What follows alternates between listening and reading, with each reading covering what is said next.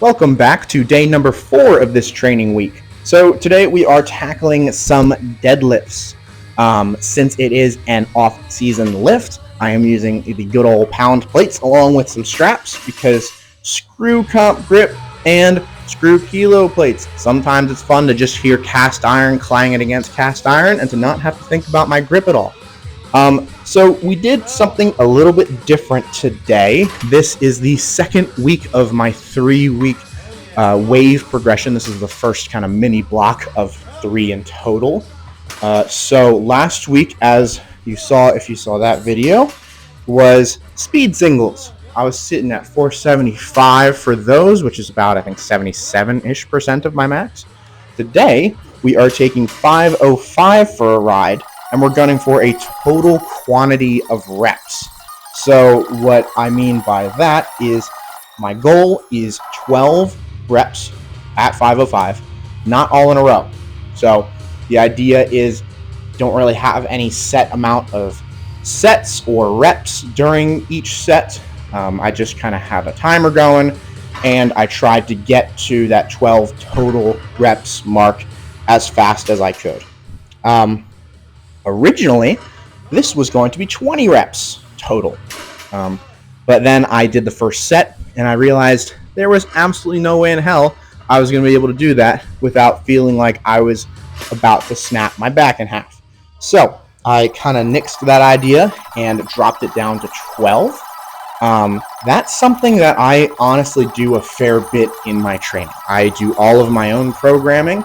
As a result of that, I am able to be a little bit more fluid with my training. And a lot of times with these newer blocks, I find myself kind of overshooting what my abilities are volume-wise. Usually I'm pretty good with gauging loads, but volumes I'm not great at. So a lot of times what I have going in on paper changes as I do the workout, which is one of those things where if you're similar to that, don't sweat it too much. You'd much rather start a little bit lower than you might expect if you have to change things and kind of build your way up rather than way overshoot in the beginning and then just crash and burn by the end of your block. So that being said, I'm kind of trying to take this approach as a way of kind of priming my body for some heavier pulls next week. So to kind of go over the waves that I'm going to be using, as I said before, last week was the speed singles, so that'll kind of serve as a little bit of an off week almost. This week is that total reps, so a lot more volume with a little bit heavier of weight. This is about 83% of my max. And gunning for kind of keeping it within time. So I finished it in about 10 minutes, a little less than 10 minutes. And the goal next time around I'll do that is to do it a little bit faster. And then next week, I will do a heavy top set. Now, you'll notice here I've moved on to some single arm rows that I am not doing RDLs this week. Last week, I did do RDLs.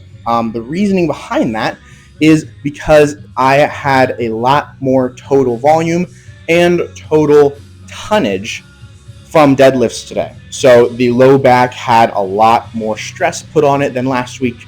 As a result of that, I decided to choose some other exercises for hamstrings, which you'll see later. But that's just kind of my way of mitigating my low back fatigue, as that is a limiting factor for everyone. And I don't want to overdo it too much. And that being said, as you know, if you've seen some of my other videos, big weak point for me with deadlifts is that lockout. Now, that is due in part to my glutes. So here I am just doing very basic body weight, tempo, glute bridges. A little sus, I know, but these are the sort of things that need to be done in order to kind of build a mind-muscle connection, because that's what I'm doing. I really have no idea how to feel my glutes activate.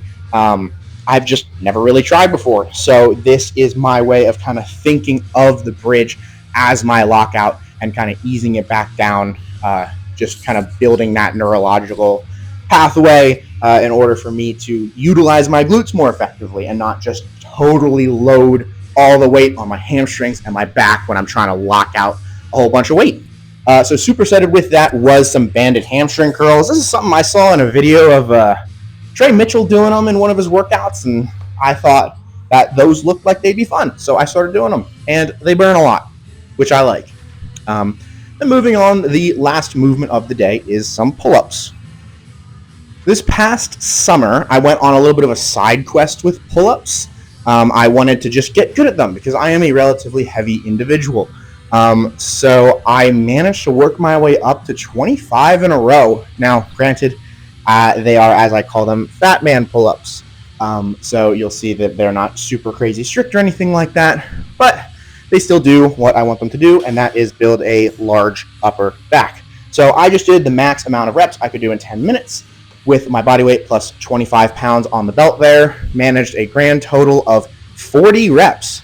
Then to finish up there, just went into the side room and checked my body weight. That is all I got for today. Thanks for hanging out. Till the next one.